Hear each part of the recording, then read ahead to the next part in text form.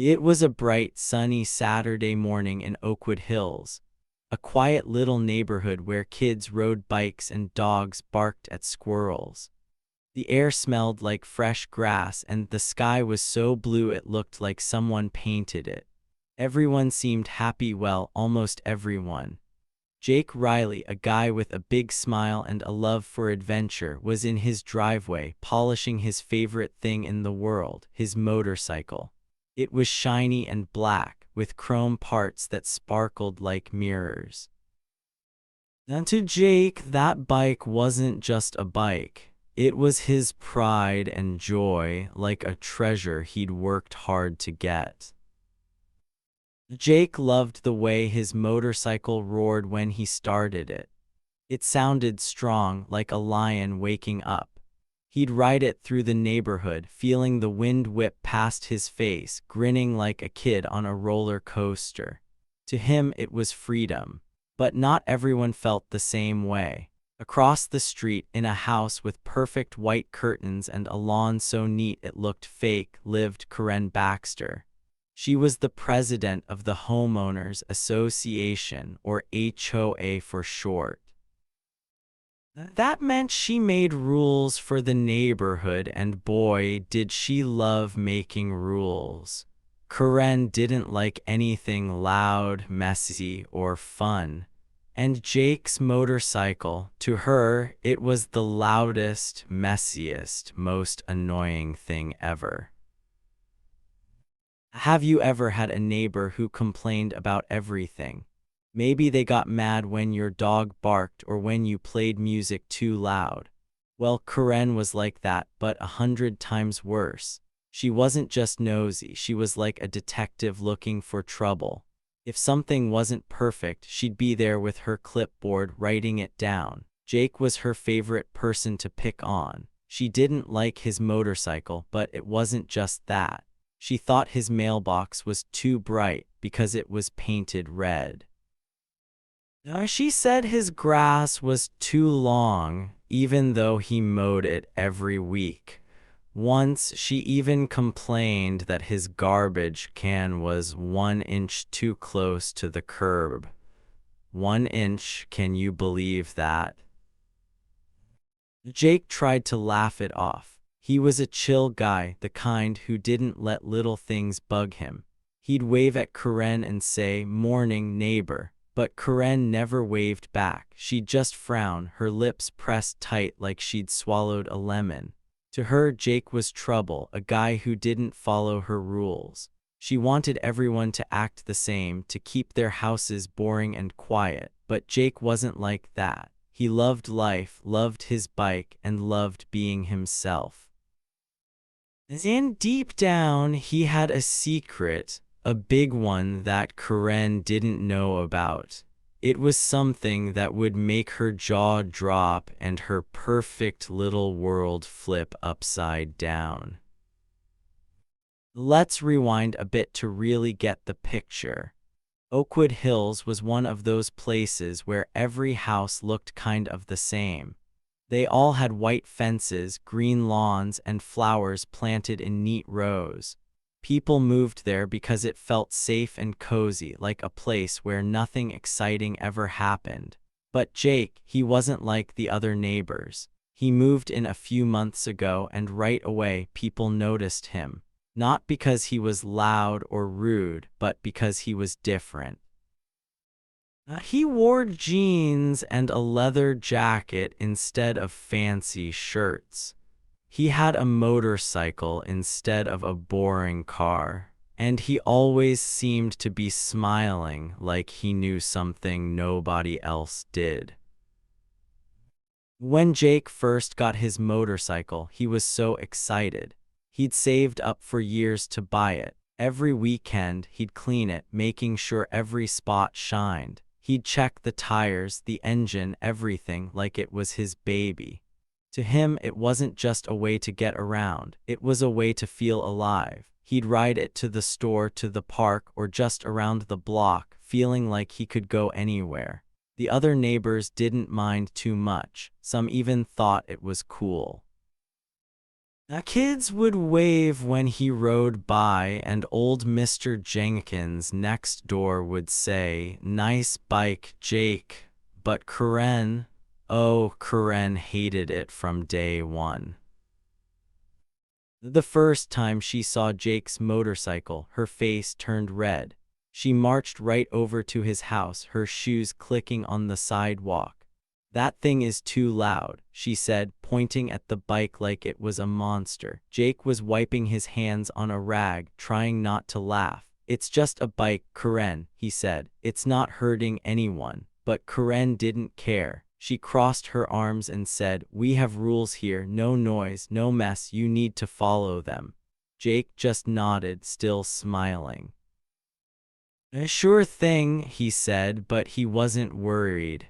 He knew Karen was all talk, or so he thought. After that, Karen made it her mission to watch Jake like a hawk. Every time he started his bike, she'd peek out her window, her eyes narrow like a cat waiting to pounce. If he left his garage door open too long, she'd write him a note. If he parked his bike an inch too far from his driveway, she'd leave another note. Jake's mailbox started filling up with her complaints. "Your fence needs painting. Your flowers are too wild. Your motorcycle is a disturbance." Jake would read them and shake his head. "And this lady needs a hobby," he'd mutter, tossing the notes in the trash. But it wasn't just the notes. Karen would talk about Jake to the other neighbors. She'd stand on her porch sipping coffee, telling Mrs. Carter or Mr. Lopez that Jake was trouble. She'd say things like, "He doesn't belong here," or "That bike is ruining our neighborhood." Some neighbors listened, nodding like they agreed. Others just shrugged and walked away. Jake heard the whispers, but he didn't let them get to him. He'd lived in lots of places, met lots of people, and he knew one thing. People like Karen loved to complain, but they didn't always win. What Karen didn't know was that Jake wasn't just some guy with a loud bike. He wasn't just a mechanic who fixed cars and rode motorcycles for fun. There was more to him, way more. Jake had a side to him that nobody in Oakwood Hills knew about, not even nice old Mr. Jenkins. It was a secret so big it could change everything. And Karen, with all her rules and complaints, was about to find out the hard way. Can you guess what Jake's hiding? Maybe he's got a cool job, or maybe he knows something about Karen. Stick with me, because this story's just getting started. Jake didn't act like someone with a secret, though. He was too laid back for that. He'd sit on his porch with a soda, watching kids play in the street, waving at anyone who passed by. He helped Mrs. Carter carry her groceries once, and he fixed Mr. Lopez's lawnmower for free. People liked him even if Karen didn't, but Karen's complaints were starting to get under his skin. Not because he cared what she thought, but because he didn't like bullies. And that's what Karen was, a bully with a clipboard, trying to control everyone. One day, Jake was in his garage tinkering with his bike. The sun was high and a breeze made the trees sway. He was humming a song, happy as could be, when he heard footsteps. Click, click, click. He didn't even have to look up to know who it was. Karen stood there, hands on her hips, glaring at him. "You're working on that thing again," she said, like it was a crime. Jake wiped his hands and stood up, still calm. "Yup," he said. "It's my bike, I like it." Karen's face got tighter. "It's too loud," she said. "You're breaking the rules." Jake raised an eyebrow. "What rules, Karen? It's my driveway." She didn't like that. She pointed at him, her voice sharp. "You think you're so smart, don't you? Well, I'm watching you. One more noise and I'm calling the police." Jake just looked at her, his smile fading a little. He wasn't scared, but he was tired of her games. You do what you gotta do, he said quietly. Karen huffed and stormed off, her shoes clicking louder than ever. Jake watched her go, his mind racing. He didn't want trouble, but he wasn't going to let Karen push him around forever. That's when he started noticing things about her. Little things, but they added up, like how Karen's house was always perfect, but she never seemed happy. Or how she'd get weird phone calls and close her curtains fast. Jake wasn't a snoop, but he was curious. Something about Karen didn't feel right, and his secret, it gave him a way to find out more. What do you think Jake going to do next? He's not the kind of guy to start a fight, but he's not afraid of one either. As the sun set that day, Jake leaned against his bike, looking across the street at Karen's house. Her lights were on and he could see her shadow moving behind the curtains. He didn't know what she was up to, but he had a feeling it wasn't good. And he wasn't just some guy she could boss around. He was Jake Riley, and he had a plan. Not a loud plan, not a mean one, but a smart one. Karen thought she was in charge, but she was about to learn something big. The guy with the motorcycle wasn't who she thought he was. So what's your guess? Is Jake a hero in disguise? Or does he know something Karen doesn't want anyone to find out? Keep listening, because this neighborhood about to get a whole lot more exciting. And if you're loving this story, tell me where you're watching from in the comments, and don't forget to hit subscribe for more. Karen Baxter was on a mission, and Jake Riley was her biggest problem. It all started with little things.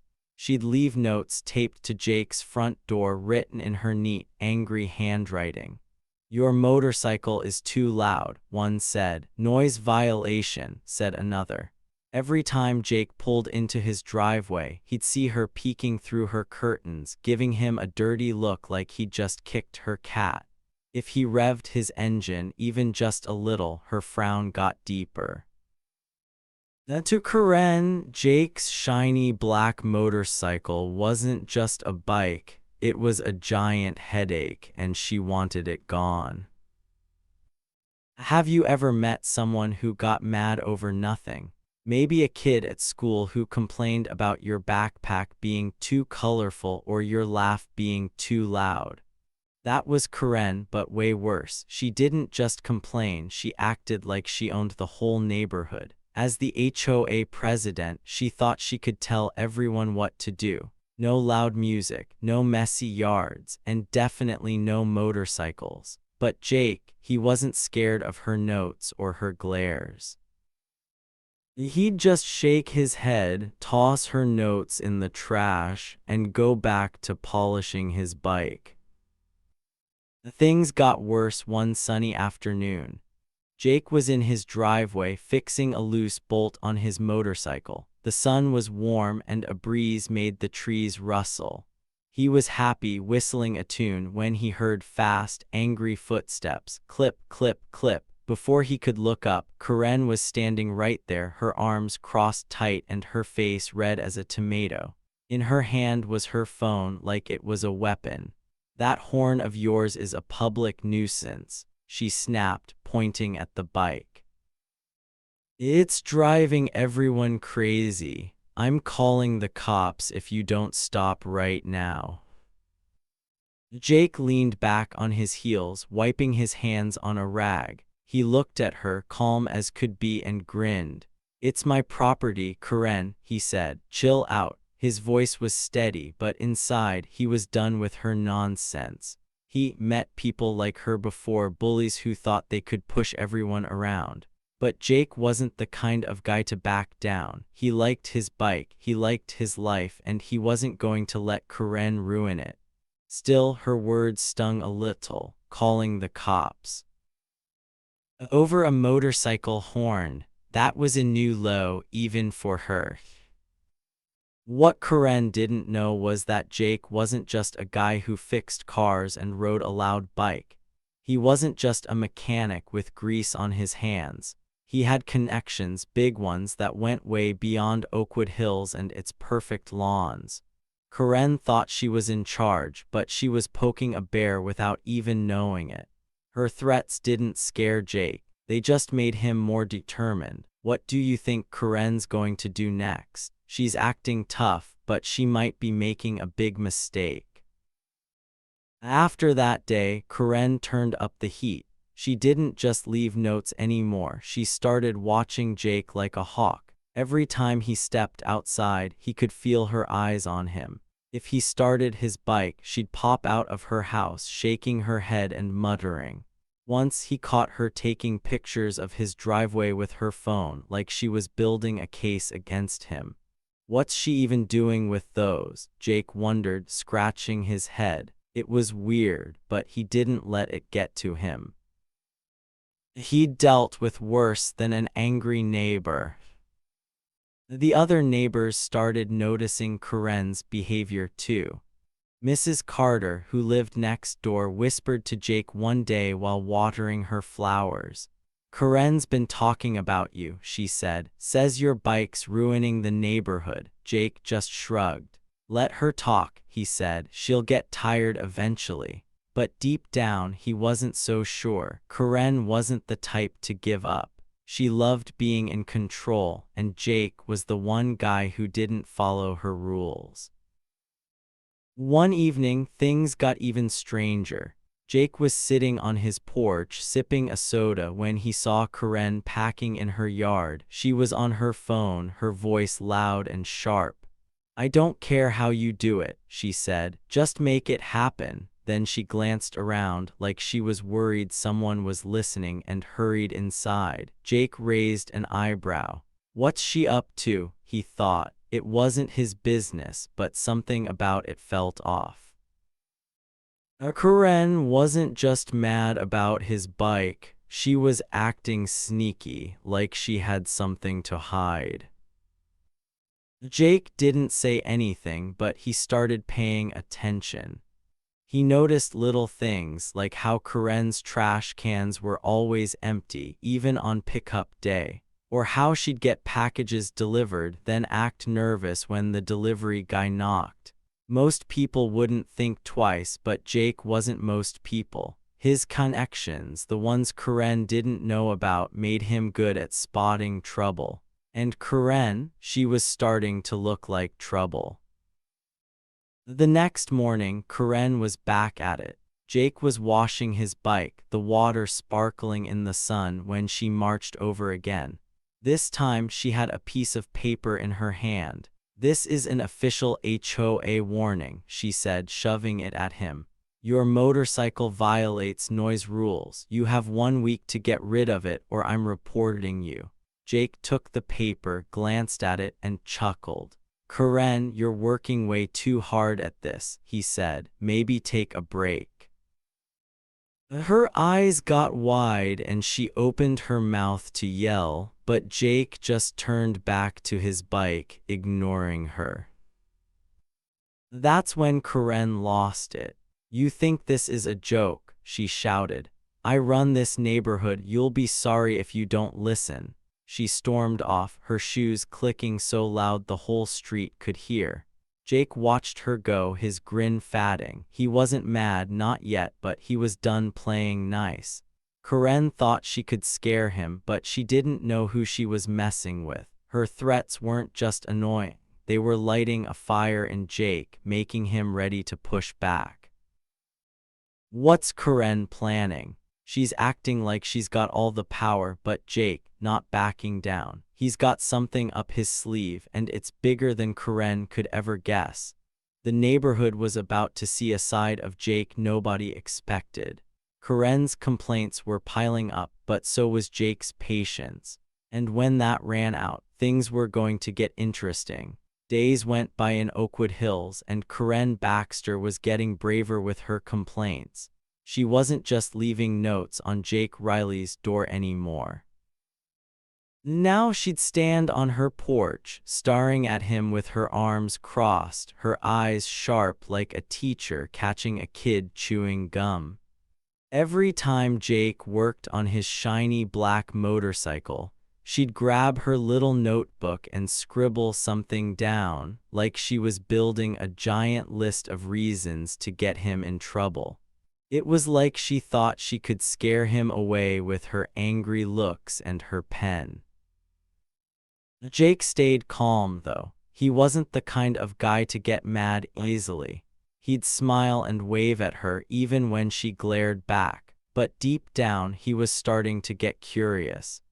Karen was acting like she ruled the whole neighborhood, but Jake was noticing things, little clues that made him wonder if she was as perfect as she pretended to be.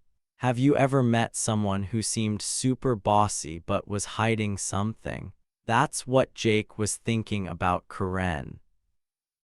Her life looked so neat and tidy, but it was starting to crack, like a pretty picture with scratches all over it. One day, Jake was cleaning his bike in his driveway when he saw something odd. A delivery truck pulled up to Karen's house and left a big package on her porch. Jake didn't think much of it at first. People get packages all the time, right? But later that afternoon, when he went to grab his mail, he noticed the package was gone, not picked up by Karen, not taken inside, just gone. He scratched his head. "That's weird," he muttered. Nobody had come by to take it, and Karen's car was still in her driveway. Where did it go? Then a few days later, it happened again. Another package showed up, and by evening it was missing. Jake started to wonder if someone was stealing from Karen's porch, but if that was true, why didn't she say anything? She was the kind of person who'd complain about a leaf falling on her lawn, so why wasn't she yelling about stolen packages? It didn't make sense, and Jake's brain was starting to buzz with questions. Karen's strange behavior didn't stop there. Late one night, Jake was locking up his garage when he heard a car engine. He peeked out and saw a dark car parked right by Karen's house. It wasn't a neighbor's car, and it looked out of place with tinted windows and no lights on. A man got out, looked around, and walked up to Karen's door. Jake couldn't hear what they said, but the man left quick and Karen slammed her door shut. The car sped off into the night, and Jake stood there thinking, who was that? He wondered, and why Karen meeting people so late. Jake wasn't a nosy guy, but he couldn't ignore this stuff. Karen was always acting like she was better than everyone, telling people how to mow their lawns or park their cars. But now Jake was seeing a different side of her, a side that didn't match her perfect smile and her perfect house. And then there were the HOA fines. Karen loved giving out fines. If your trash can was out too long, bam, you got a fine. If your dog barked, bam, another fine. Jake got a fine once for excessive noise just because he started his motorcycle. But lately he'd heard neighbors whispering. Mrs. Carter said she got a fine for something she didn't even do. Mr. Lopez got one too, and he swore he'd followed all the rules. Jake started to wonder, where was all that fine money going? It was supposed to fix the neighborhood park or paint the fences, but nothing looked new. The park swings were still rusty, and the fences were peeling. One evening, things got even weirder. Jake was sitting on his porch eating a sandwich when he heard Karen's voice. She was in her backyard, talking on her phone, and she sounded mad. "I don't care," she hissed, her voice low but sharp. "Just make it quick, okay?" Then there was a loud bang, like she'd slammed her door shut. Jake froze, his sandwich halfway to his mouth. What was that about, he thought. Karen wasn't just annoyed. She sounded nervous, like she was hiding something big. His gut told him something was wrong. really wrong. Jake wasn't the kind of guy to snoop through someone's trash or peek in their windows. That wasn't his style. But Karen's attitude was pushing him to pay closer attention. She'd been picking on him for weeks, complaining about his bike, his mailbox, even the way he parked. Now she was acting snaky, and Jake couldn't shake the feeling that she was up to no good. He decided to keep his eyes open, not to be mean, but to figure out what was going on. Little by little, he started noticing more clues, and they were starting to fit together like pieces of a puzzle. For example, one morning, Jake saw Karen putting up a new HOA sign by the neighborhood entrance. It said, "No loud vehicles allowed." Jake laughed when he saw it. That aimed at me, he thought. But later, when he rode his bike past the sign, he noticed something strange. The sign looked fancy, like it cost a lot, but the neighborhood didn't have money for fancy signs. The HOA was always saying they were low on funds when people asked for new benches or better lights. So where did Karen get the cash for that sign? It made Jake's brain itch with more questions. Another day, Jake was chatting with Mr. Jenkins, the old guy next door. Mr. Jenkins liked Jake's motorcycle and always waved when he rode by. "You hear about Karen's latest rule?" Mr. Jenkins asked, shaking his head. "She says we can't have garage sales anymore, says they're too messy." Jake frowned. "That's weird. People love garage sales." Mr. Jenkins nodded. "Yup. And I heard she's been asking for extra HOA fees, but nobody knows what for." Jake didn't say anything, but his mind was racing. Extra fees, missing packages, strange cars. It was like Karen was running her own secret game, and Jake was starting to see the cracks. Jake kept all this to himself, but he was watching Karen closer now. He didn't trust her, not one bit. She thought she could boss him around, but she didn't know who he really was. Jake wasn't just a guy with a loud bike. He had a secret, a big one, and it gave him a way to figure things out. He wasn't ready to show his cards yet, but he was getting closer to the truth. And what he was finding, it was way bigger than he'd ever thought.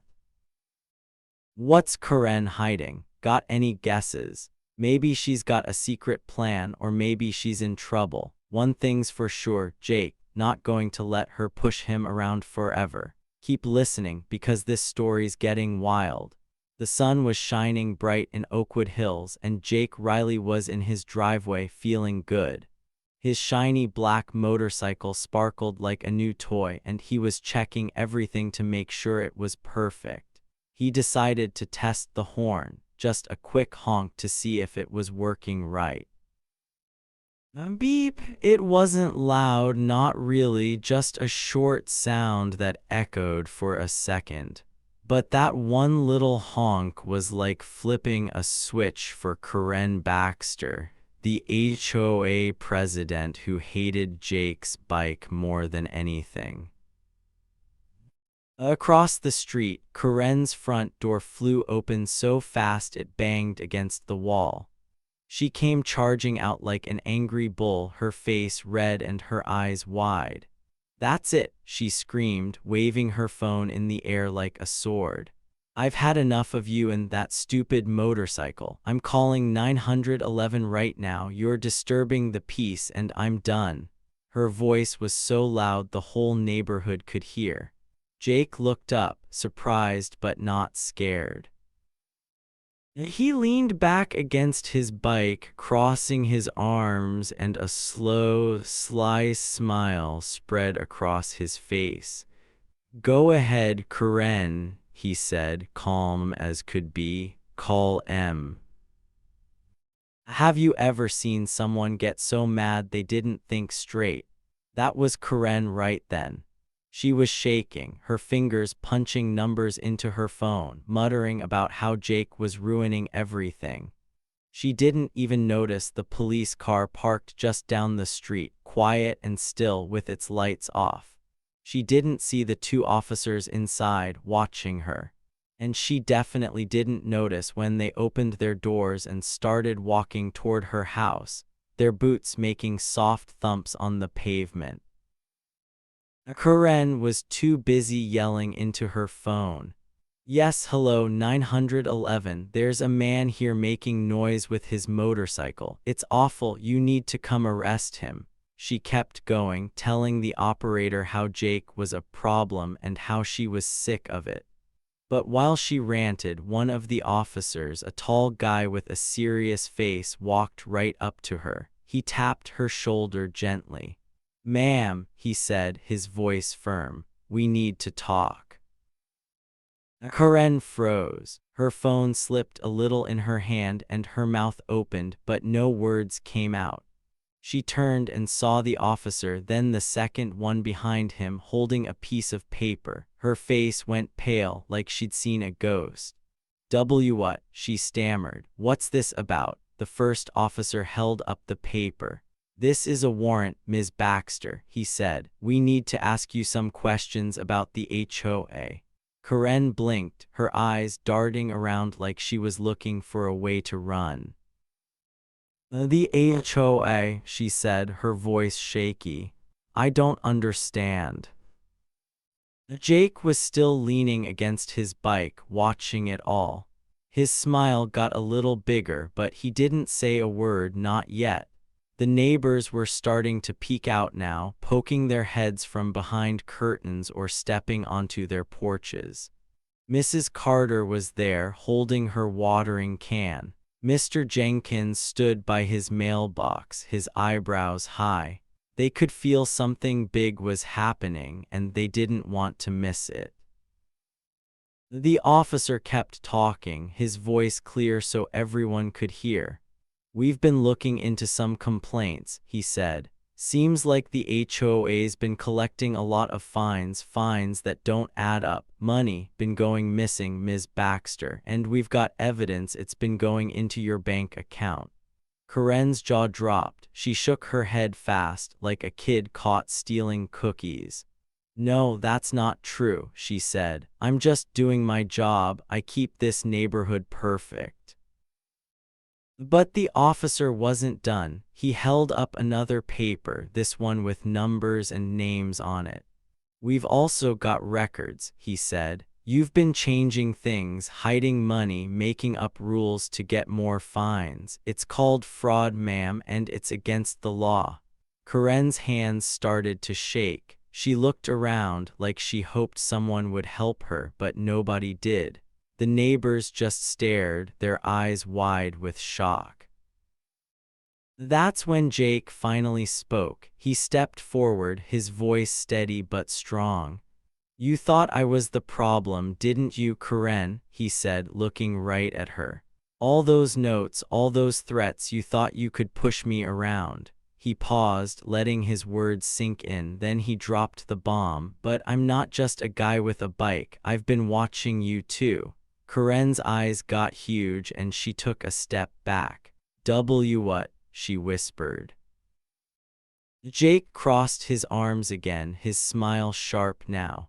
"I'm an undercover investigator," he said. "I work with people who find out when folks like you break the rules. And you, Karen, you've been breaking a lot of them." The crowd gasped. Mrs. Carter dropped her watering can and it clattered on the ground. Mr. Jenkins muttered, "Well, I'll be darned." Karen looked like she might faint. Her phone fell to the grass and she didn't even pick it up. Jake kept going, his voice calm but firm. "Those fines you kept charging, the ones for noise or messy yards, they weren't going to fix the park or paint the fences. They were going straight to you. And those packages that kept disappearing from your porch, you were hiding things, weren't you? Things you didn't want anyone to know about." Karen opened her mouth to argue, but nothing came out. She was caught and she knew it. The officers nodded at Jake like they were saying good job. Then they turned back to Karen. We need you to come with us, the second officer said. He took her arm gently, but Karen pulled back, her voice high and panicky. This is a mistake, she cried. He's lying. That motorcycle guy's the problem, not me. But nobody believed her.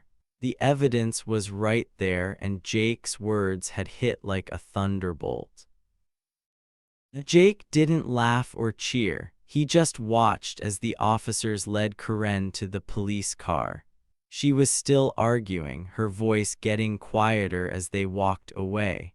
Before they closed the car door, Jake revved his motorcycle engine one more time, just a quick roar that made Karen jump. He looked at her and said, "Guess I'm not the one in trouble now." It was like a final twist, a little poke to show her she'd lost. Did you see that coming? Bet you didn't think Jake was more than just a guy with a loud bike. The whole neighborhood was buzzing now, everyone talking at once. They couldn't believe it. Karen, the lady who bossed them around, was the real troublemaker. And Jake, he was the hero nobody expected. Karen Baxter's days of bossing everyone around were done. The police car drove away with her in the back, and her face was pale, like she couldn't believe what was happening. Neighbors peeked out from behind their curtains or stood on their porches, whispering to each other. "Did you see that?" Mrs. Carter said to Mr. Jenkins. "Karen's in big trouble." For the first time in a long time, Oakwood Hills felt different, like a heavy cloud had lifted and the sun was shining brighter. Jake Riley stood by his shiny black motorcycle, watching the police car disappear down the street. He didn't cheer or laugh. He didn't need to. He'd done his job, and that was enough. Karen had thought she could scare him with her notes and her rules, but now everyone knew the truth. She wasn't the perfect HOA president she pretended to be. She was a cheat, and Jake had helped show the world who she really was. Have you ever seen a bully get caught? It feels good, right? That's what the neighbors were feeling. They were tired of Karen's mean fines and silly rules, like saying mailboxes couldn't be colorful or grass had to be cut every 3 days. Now with Karen gone, things started to change. The HOA got new people to run it, nice people who listened. They made better rules, like fixing the park swings and adding benches instead of charging everyone for nothing. The neighborhood felt happy again, like it could breathe. People started acting different toward Jake, too. Before, some neighbors had ignored him or believed Karen when she called him trouble. But now, they smiled